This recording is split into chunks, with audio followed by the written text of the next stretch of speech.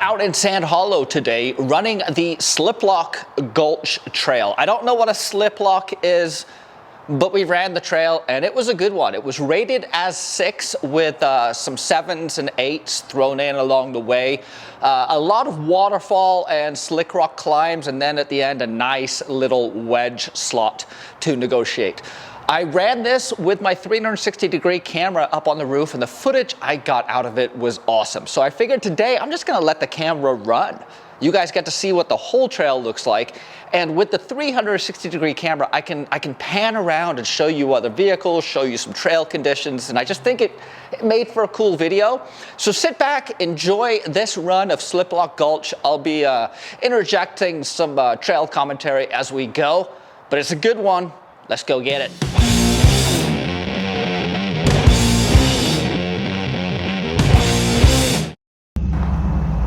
So Sliplock Gulch started with this gnarly V-slot that was pretty much the first obstacle I'd done in probably 6 months. And this was my first day there. We showed up a day late, and wow, what a wake-up call this obstacle was. Not as difficult as it looked at first, but it was definitely a taste of what we had coming up. Most rigs were able to just walk up it. It wasn't that bad, but really taught you that tire position and trusting your sidewalls was going to be a big part of this trail.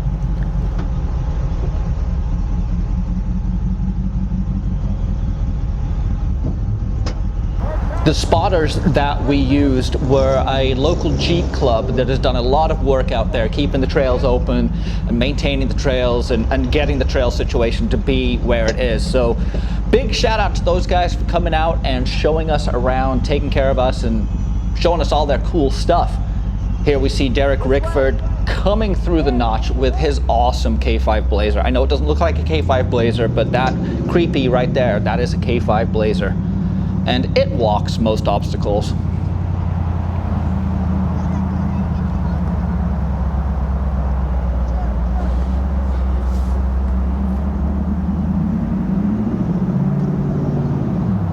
The 360-degree footage is unreal.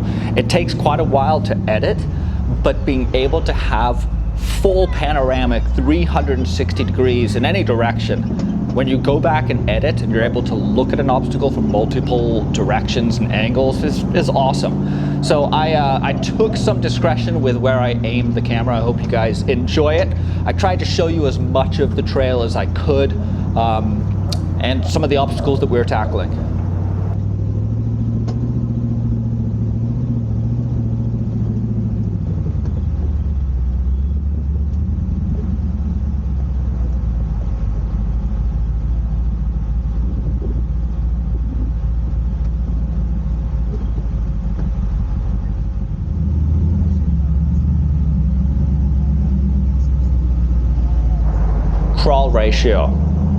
Crawl ratio made a big difference. If you could maintain traction, you could walk up pretty much anything. Now, you did have a challenge when there was a mixture of slick rock and sand, but keeping your wheel speed down and reducing spinning if you could meant you could just walk up near vertical walls. This was one of the first waterfall sections, and it's a good challenge. It stretches out the wheelbase, so a longer wheelbase did help quite a bit with these obstacles. So sometimes I had to use a little bit more right foot than I would have, but there's also some obstacles that the short wheelbase came into its own, and we'll be getting up to those in a little bit here.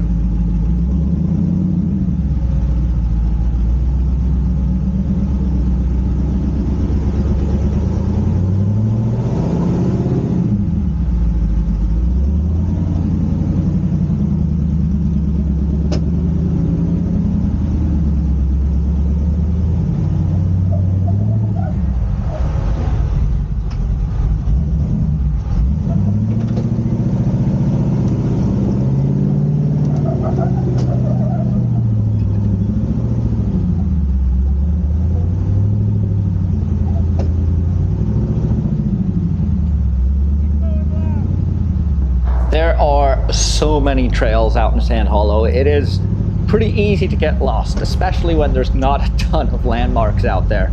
Fortunately, we had these trail guides with us, and they were there to make sure we didn't stray too far from the designated trail. That next waterfall, just follow the tire marks on the driver's side so you stay level, okay? And then right after that, there's a right turn, take you right up to the top. That's my kind of spotting, right there. Short, simple, quick, concise, to the point. Let's go get it.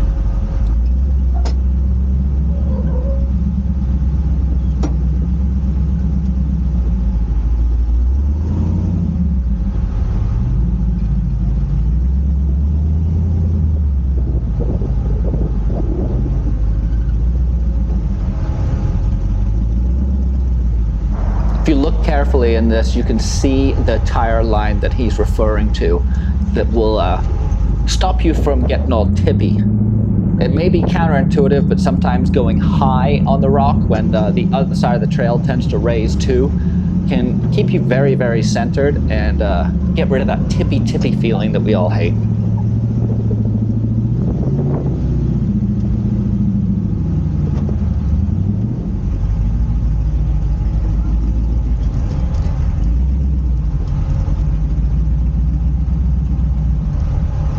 Up ahead in the flatbed, you may recognize that from some of my other videos, but that is Riley Watson. That is Stephen Watson from Offroad Design. That's his youngest son. And Riley is just 17, and he drives this truck like he's been driving it his whole life, which he probably has come pretty close to at this point. Great driver, cool kid. Stephen, you're doing something right with your boys.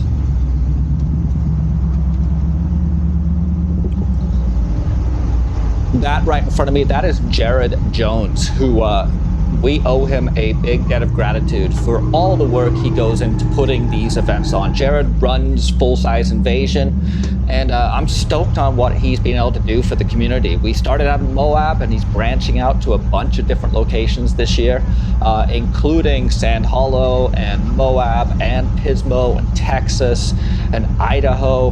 He's going big, and he comes out here.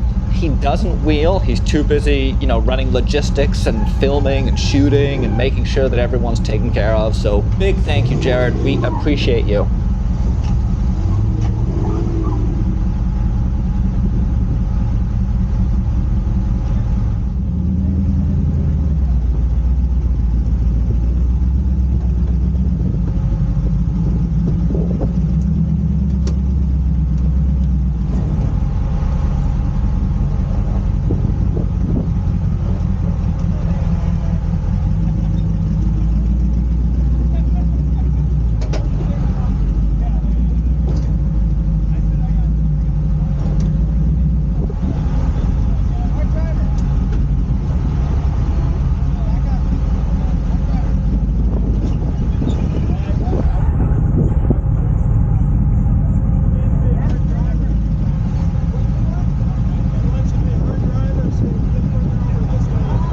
Thanks to Chris from Reckless Wrench Garage for actually giving me one set of instructions instead of everyone waving their hands at me telling me which way to go. You can't always hear when you're in the truck, so it's nice to have someone that you trust and know what they're doing spotting for you.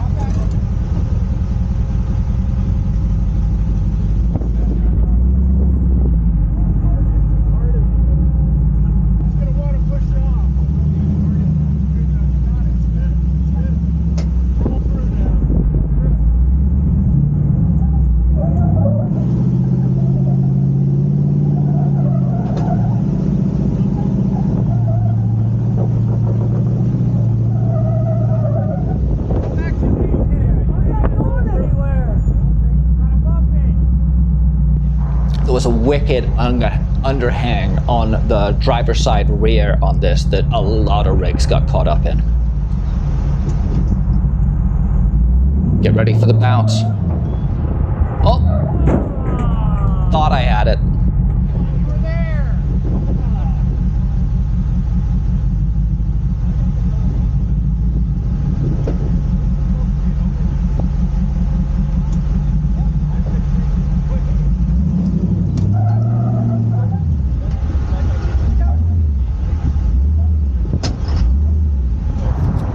Started to have some issues with my steering.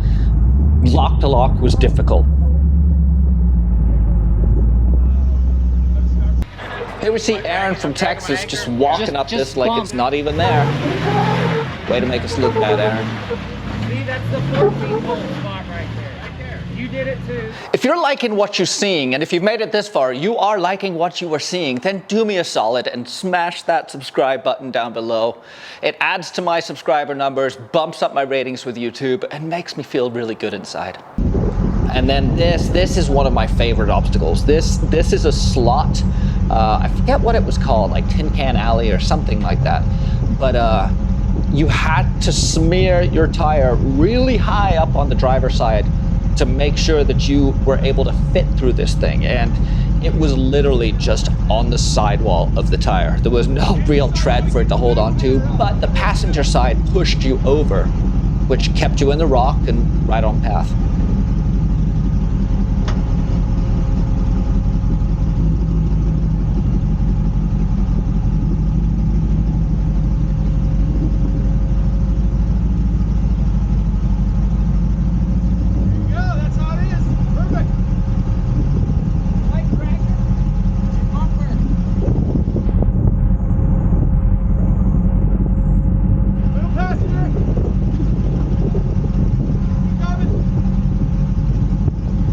These are some of my favorite obstacles. I don't know why, but I just find them fun. They're challenging, they're high consequence. But if you do them properly, if you stay on the line, you barely even notice them. But the moment you stray off that line, things go sideways pretty quickly.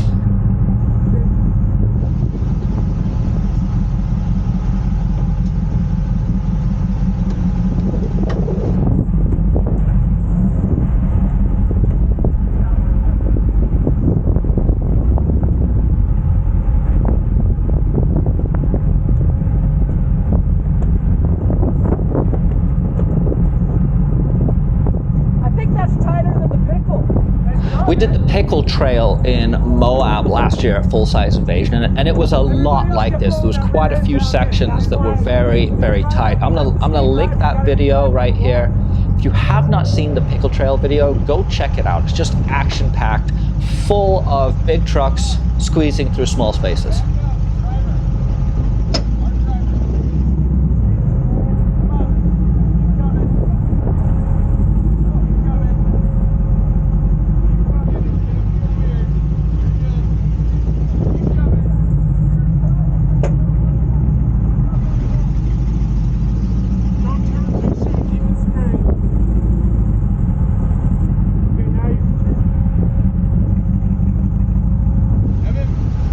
Going.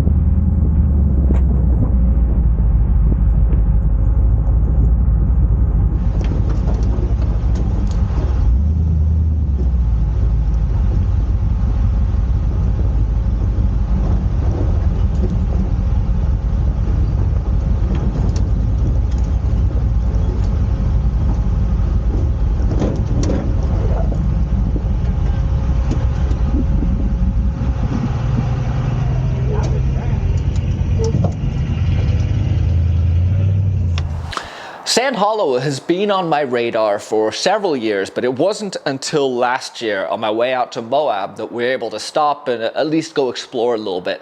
And I knew I would be back. So when full-size invasion was announced for Sand Hollow, I was psyched. I knew it was going to be a good trip, and we were not disappointed. I've got a ton of footage to continue to wade and sort through so I can bring you guys some more killer videos from this amazing little off-road park.